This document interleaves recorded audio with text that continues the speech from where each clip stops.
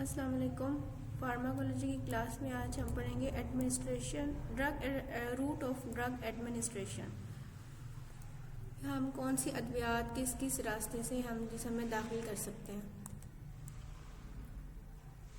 सबसे पहले oral route, मुंह के रास्ते से हम कौन सी दवाइयाँ दे सकते हैं। जैसे पहले ज़माने में ज़्यादातर मुंह के रास्ते से ही दवाइयाँ दी जाती थी, जैसे शरबत, कैप्सूल, कतरे, इस तरह की सारी चीज़ें जो है वो मुंह के रास्ते से दी जाती हैं। और पेट की नाली, अगर ड्रेंचिंग नमूनिया के केस में अगर आपने जो है कोई दवाई दाखिल करनी है तो वो ड्रेंच के ज़रिए पेट के अंदर डायरेक्ट दाखिल कर सकते हैं। मैदे के अंदर अगर डायरेक्ट दवाई डालनी है तो स्टमक ट्यूब पास करके उसके ज़रिए से हम डायरेक्ट मैदे में दवाई दाखिल कर सकते हैं। कुछ दवाएं जो है उनके नतीजे जो है वो खाली पेट असर नहीं होते, और कुछ दवाइयों को हम खाली पेट इस्तेमाल कर सकते हैं। जैसे एंटीबायोटिक वगैरह हमें खाली पेट नहीं खानी चाहिए। सांस के रास्ते से दवाइयाँ हम कौन सी दे सकते हैं, जैसे स्टीम लें तो उसके अंदर दवाई डाल के उसको इनहेल कर सकते हैं। अगर पानी भी गर्म कर रहे हैं तो उसमें आप दवाई डाल दें, और भाप लेंगे तो उस नाक के रास्ते, सांस के रास्ते से दवाई आपके अंदर जो है वो दाखिल होगी।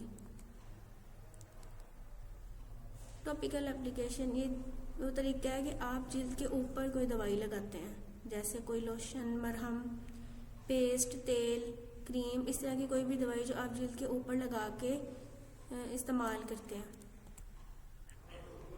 ज़ैली ज़ुबानी यानी ज़ुबान के नीचे दवाई रख के जो इस्तेमाल की जाए, ये तरीका ज़्यादातर इंसानों में इस्तेमाल होता है, जानवर में ये इस्तेमाल नहीं किया जाता।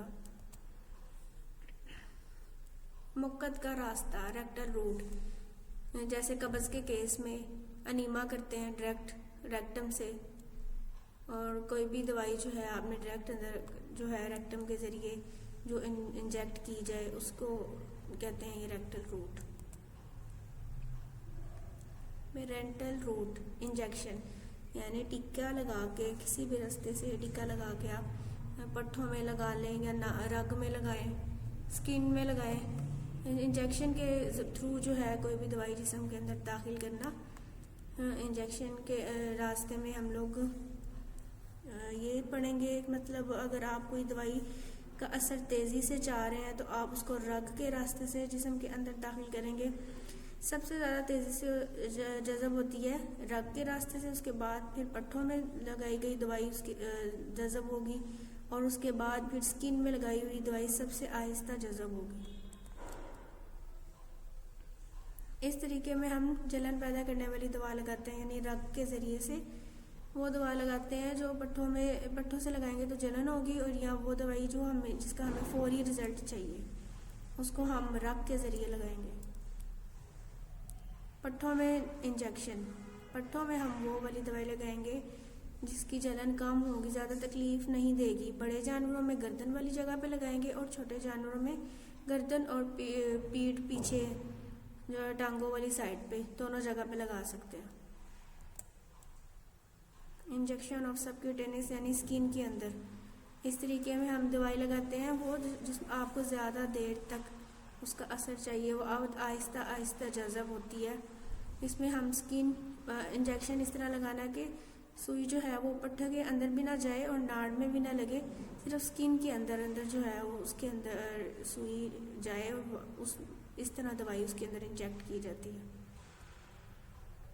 इंजेक्शन इन डर्मस, ये इसमें हम क्या करते हैं, अगर कोई बीमारी की तशख़ीस करनी है, टेस्ट करने के लिए कोई चीज़ इंजेक्ट करनी है तो हम स्किन में उसको इंजेक्ट करते हैं। तरीका कुछ बीमारियों की तशख़ीस के लिए इस्तेमाल होता है, जैसे हमने टीबी पढ़ा था, और टीबी के टेस्ट में हम ट्यूबरकुलिन टेस्ट करते हैं तो उसमें यही करते हैं, स्किन के अंदर हम इंजेक्ट करते हैं।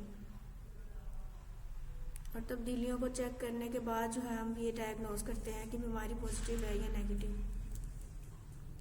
इंजेक्शन इन एपिड्यूरल, एपिड्यूरल मतलब रीढ़ की हड्डी में हम लोग इंजेक्शन लगाते हैं। रीढ़ की हड्डी का हम लंबर रीजन सेलेक्ट करते हैं, लंबर रीजन में इंजेक्शन लगाया जाता है, और इसमें अगर हमने जानवर का पिछला हिस्सा, टांगे सुन करनी है तो हम वहाँ पे इंजेक्शन लगा के उसको सुन करेंगे।